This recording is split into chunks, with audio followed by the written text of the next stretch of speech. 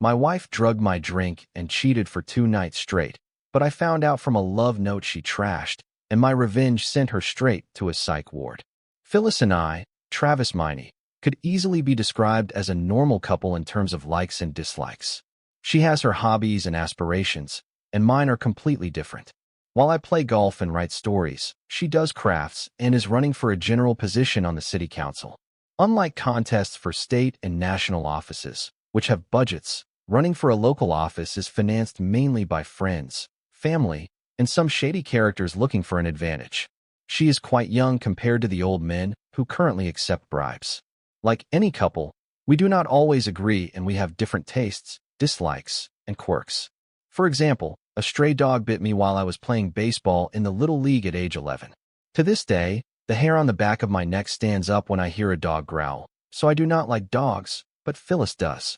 Spiders and snakes do not bother me, but wasps do. On the other hand, Phyllis hates spiders, snakes, and anything that crawls on the ground. Do you want to hear someone act as if the end of the world is happening? Listen to Phyllis if a mouse or a cockroach crosses her path. I am supposed to do something. What? Is never clear, just get rid of it, and no jokes about it. We both love cats, but we do not have one. Our work travel schedules make it very difficult to care for and feed one. Maybe in the future our work-related trips will be reduced. Who knows? Maybe there is a family in our future, but not until this election is over, for sure. I work in forensic accounting, or following the money trail. My files are full of information about some of the cruelest perpetrators in life. They steal from those who can least afford to be scammed. Phyllis does public relations work for the County General Hospital. She has been the face of their community outreach program. Since we are not tied down, we usually take trips to warm places with beaches. We tend to stay at all-inclusive resorts that have an open bar. They make that part work by giving you pathetic service if it seems like you are tipping the scales in your favor. Plan for your order to arrive very slowly. However, I have ended up drunk more nights than not. It is a point of contention with Phyllis. Being dazed prevents her from having a good time. Whatever, I am there to escape the pressures of my job, after all. To celebrate Phyllis's birthday, we enjoyed a quiet dinner at a fancy restaurant. We skipped desserts and liqueurs to get home quickly and have some adult fun. Suspecting that our week-long break without sex might end, Phyllis praised me. Well, I am glad to see you are ready to get back in action. I encouraged Phyllis to take one of her ecstasy pills to enhance tonight's activities. While we were in Mexico, Phyllis always gets some ecstasy for herself and some blue pills for me. Both really enhance our enjoyment. Since we had not had relations since we returned from our vacation last weekend, Phyllis had that glint in her eyes and gave me a big smile. I led Phyllis down the hall to our bedroom. Rose petals were scattered on the bed, a feather to tickle her. She is very sensitive to tickling and has used our safe word for me to stop using the feather. It seems she gets pleasure from feeling helpless. That will probably change tonight. Phyllis looked around the bedroom. Oh, how nice. It looks like I am going to get a present tonight. Well, it is your birthday, and I thought I would do it right. Do what you need to do in the bathroom and take that pill. I will be right back. She literally jumped with excitement as she went into the bathroom. I went to the garage to get my bag of surprises. Phyllis was waiting for me spread out on the bed, wearing nothing but a smile. Turn over, I said calmly. Do not let my heart stop. Something different tonight. She laughed as she turned over and lay on her stomach. I took the first wife of, and, shall we make sure? Someone plans to make love to me tonight. I have a couple of new devices tonight. What is our safe word in case I do not like it? The story you read. Usually, our safe word is kitten or rainbow, or something equally frivolous. As I slid the gag over her head, Phyllis started to squirm. What are you doing, Travis? It is okay. Your safe word for tonight is nightly sensation. Phyllis gasped and stiffened. No. Last weekend, Phyllis and I had booked a 4-day, 3-night getaway to Aruba. We arrived mid-afternoon on Thursday, and I drank too much, passing out. Phyllis was in trouble. Apparently, my drunkenness was ruining her vacation. To say that Phyllis was angry is an understatement. Instead of waiting for me, she grabbed her purse and headed to the beach without even saying goodbye. I did not need to do much to get ready, so a minute later I was out of the room. The elevators are not very efficient, and I saw Phyllis in the crowded elevator as the doors closed. What I really saw was a guy she had been flirting with the first night. I saw her give him a kiss on the cheek and hand him an envelope. Instead of waiting for the next elevator, I went down the stairs to the main level. Phyllis was walking slowly towards the beach exit, reading a note. As she left the building, she crumpled the paper and threw it in the trash. When I got to the trash can, I did a bit of dumpster diving. This would change my life. Phyllis, you have been a real nightly sensation these last 2 nights. It was amazing. Too bad he is not going to drink today, or we could have drugged him again. I will have to wait to see you in Sacramento. Until we see each other again, Vincent. And the idiot even left his phone number. Well, friend Vincent, I will do what it takes to give you an unforgettable experience, one that you will never forget. With my mind, stomach, and heart churning, I sat on one of the benches and boiled with fury. That bitch. Once my rage subsided to something less than rabid maniacal, I went to the reception. After a large outlay of money, the assistant manager reviewed the security footage and showed me exactly what Phyllis had been doing the previous 2 nights. He warned me that if I went to the police, they would not investigate. Nothing bad happens at their resort. The first night began with Phyllis and me sitting around a large table with about 10 people. I was drinking too much and paying too much attention to one of Ahe's unaccompanied women. Phyllis was not happy and started paying attention to the guy next to her. Vincent, I suppose. I was clearly drunk when Vince whispered something in her ear. She took my drink and handed it to him. A minute later, Phyllis was encouraging me to drink. 15 minutes later, Phyllis and Vincent were helping me into our room. Vincent left 6 hours later, in the early hours of the morning. The second day, we were on beach chairs when Phyllis went to get us refills. She ran into Vincent after getting our drinks. 15 minutes later, Phyllis and Vincent were helping me into our room. Vincent left about 8 hours later. The rest of our trip was very conflicting. I wanted to kill her, but that was not going to happen. I needed a plan before doing anything. Sitting in the airport, waiting for our return flights, I had plenty of time to think of a suitable revenge. I smiled maliciously when something occurred to me. Present night. Now, I do not care if an ex-wife has a lover, but she was not my ex-wife yet. If you are going to cheat, have the decency to get a divorce first. After tonight, I think she will ask for a divorce. It is just a guess. When the ball gag was put in place, there were no more understandable words from Phyllis, many tears, and unintelligible sounds. Well, Phyllis, it is time for something different. Phyllis turned her head, but her frown and tears did not move me. It is time to implement my plan. Well, Phyllis, it looks like you are enjoying this, but I have an even bigger surprise for your birthday. Reaching into my shopping bag, I took out a glass jar covered with several cicadas and as many silverfish as I could find. Making a big show, I showed the jar to Phyllis. The insects were moving around in a disorderly manner. Phyllis gurgled something and squirmed, testing the strength of her bonds. It might have even sounded something like nightly. My lesson in nonsense 101 continued. Something you need to know about these bugs, Phyllis. Once they are in a warm, dark place, they get under your skin and start laying eggs. Only about 10 eggs a day, but they hatch pretty quickly. Absolute terror had taken hold of her. I took one of the dark pillowcases off a pillow and put it over Phyllis's head. Now it would be difficult for her to see. Going back to my bag of tricks, I put away the jar of insects and grabbed a mason jar with my little torture liquid inside. Phyllis could hear the jar opening, mainly because I did it close to her ear. These guys are creepy, I said, pretending to work with the insects. The insects were still safe in their jar. Instead, in my jar of liquid gel, lubricating gel mixed with itching joke powder. Some vague warning on the itching powder container about avoiding contact with almost all parts of the body. I do not have the time or desire to read it. Wait, we are going to sing Happy Birthday. Happy birthday, happy dear whore wife, happy birthday. Here is your first present. She squirmed like a wild bronco with each imaginary underscore. Once I was just cruel. Oops. Trying to escape back inside, little buddy. Each thrust had another dose of gel with itching powder.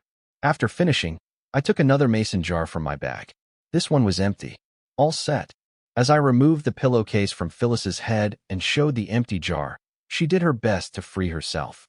If this was not cruel enough, I grabbed the feather and ran it over her feet and armpits for a few minutes. I should be filming this. A little feather action on her rosette, and I think I took her to the limit. I had never seen a look so full of hate and tears in my life. What can you do? You never know how your spouse is going to react when they find out you have been cheating on them. I am going to grab a beer. I will be back in a bit. In fact, I grabbed a beer and then took the jar of bugs outside and released them into the wild. I had gotten a little itching powder on my hand, and I have to say that works. Even after a good scrub, my hand was still itching. Hand lotion seemed to help, although only a little. After about 30 minutes, I figured Phyllis was about to go crazy. The next part of my plan was probably going to leave me bruised and beaten. What the hell? I did another round with the feather, protecting myself. I slowly released Phyllis's restraints. As I reached over, I released her left hand and then jumped off the bed. Phyllis tore off the ball gag. You piece of I am going to kill you. As she beat me with the ball gag for about a minute, I let her bite, kick, scratch, and flail. I deflected her attempts to damage my testicles. Her itchy but needed some attention, so she paused to scratch. With both hands busy trying to get the imaginary bugs out of her butt, I hugged her tightly and started the journey to the front door. She kicked my shins and scratched me with her nails. I could have easily hurt her, throwing her hard onto the cement, but I wanted it to look like I was the innocent victim, so I pushed her away from me and jumped back into the house. Locking the door left Phyllis outside with the moths and mosquitoes, naked as the day she was born, screaming and ranting. I should add, quite loudly too, all captured on my phone, including her death threats. Time to call for help. 911. What is your emergency? My wife took some kind of pill, and now she is threatening to kill me. I am bleeding a little, but I managed to push her out of the house. She is talking crazy about bugs and babies and how I am responsible. Please, send the paramedics because she has completely lost her mind. After confirming my address, they told me that officers and paramedics were on their way. Looking out the window, I saw Phyllis crawling on the lawn like a dog does when its butt itches. She was still screaming obscenities and not hiding how she was going to kill me. She was scratching her arms and legs too. Several of our neighbors were enjoying the show. The red and blue lights bounced off the neighborhood houses, bringing out the deaf neighbors. Everyone was watching Phyllis in all her glory. When she did not stay still as the officers ordered, they tossed her with a taser gun. Once immobilized, they put her in handcuffs. Of course, that stopped her from scratching. The paramedics were told not to sedate her, as they did not know what kind of hallucinogen Phyllis had taken. Tied to a stretcher with her hands and feet restrained, Phyllis told them all about her ordeal. My husband tied me up and put bugs in my butt, and they are having babies. They are crawling. I can feel them. Get them out. I am going to kill him. The first responders just rolled their eyes. They had probably seen more complicated cases than this. Phyllis left with the paramedics heading to the County General Hospital. As part of my statement, the police took pictures of my injuries. I told them about a night of sexual activity and how Phyllis had taken ecstasy. Then she started talking nonsense and became violent. I told them she bought the pills in Mexico. They fell for it. They left me to tend to my own wounds. They said they were obligated to arrest her for domestic violence, no matter that I did not give my consent. An additional bonus. In addition, they also charged her with resisting arrest. Add to that possession of controlled substances and smuggling into the county. These last two are serious crimes. I had no idea. She had been breaking the law for several years. With more bandages than necessary, I drove to the County General Hospital to play the role of the curious and supportive husband. My hand still itched as I threw away the bag of goodies with mason jars and itching powder in the trash near the hospital entrance. The emergency services are what they are. They do not try too hard for a drug overdose case. She was very low on the triage tree. They had taken blood to identify the drugs involved. She was still restrained. Whatever they gave her in the 4-drip calmed her down. Well, at least until she saw me. Yes, that earned her a stronger dose of relaxation. When they wheeled her out on a stretcher, they told me they were going to do a CT scan to prove once and for all that she was not infested with insects. I acted concerned. It was probably around midnight when the on-call doctor gave me an update. Mr. McKinney, from what we can determine, your wife took ecstasy. We have never seen a reaction like this. When the enema did not reveal any foreign objects, we did a CT scan, which showed nothing unexpected in her colon or rectum. She has scratched herself severely in that area. Every time we release one of her hands, she immediately starts scratching again. So we still have her restrained. Even after showing her the results, She remains convinced that she still feels insects crawling and having babies. We will keep her under observation overnight. Right now, she is sedated, and we hope that when the effect of the ecstasy wears off, she will return to normal. She is still threatening to kill me. As you can imagine, that worries me quite a bit. Yes, we have made a note in her file. As I said, we have never seen a reaction to ecstasy like this. I am sorry, I shrugged. I went back to her room and kissed her forehead while she slept. Also, they would see me, cheating bitch. Normally, city council candidates do not get much press coverage, but this ongoing circus attracted attention. Someone must have called that anonymous tip line before I went to the hospital. City council candidate accused of domestic violence and resisting arrest. Possible overdose of illegal drugs involved. Remains in custody for psychiatric evaluation. With the evidence from the paramedics, the hospital, and my video, it was a stroke of luck to get a restraining order that kept Phyllis 150 meters away from me. I refrained from filing for divorce, waiting to see how things unfolded. I wildly guessed that she will start the proceedings. Phyllis's parents visited her the next morning, and the delusions, screams, and death threats had not subsided. I told them about the restraining order and her arrest. They understood and said she was still handcuffed to the bed. Normally, overdose victims are released the next day, but with Phyllis's wild story about insects and babies and her constant desire to scratch, they kept her for 2 more nights. I guess it took that long for the itching mixture to be eliminated. Phyllis appeared before a judge. The bail was high due to the drug smuggling charges. However, she was released on bail by her parents.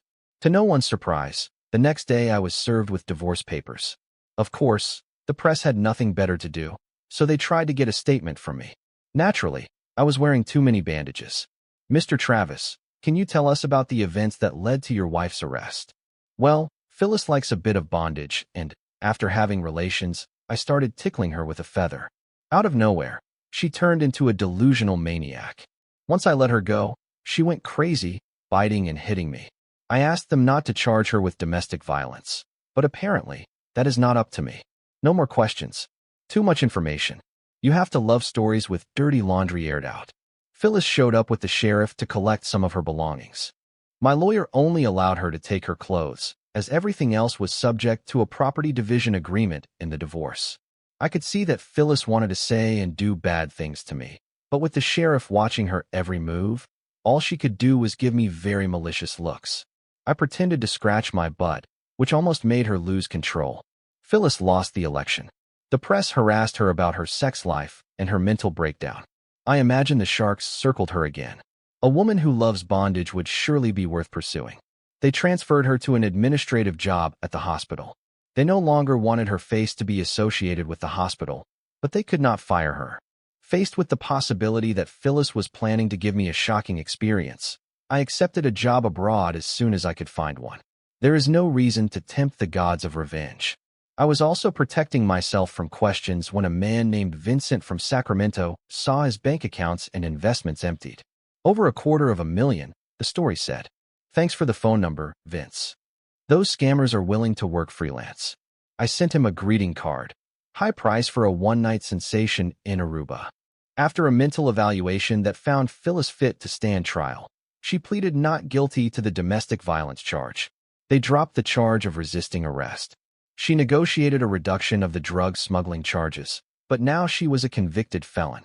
I suppose ignorance of the fact that she was breaking the law played a role in that deal.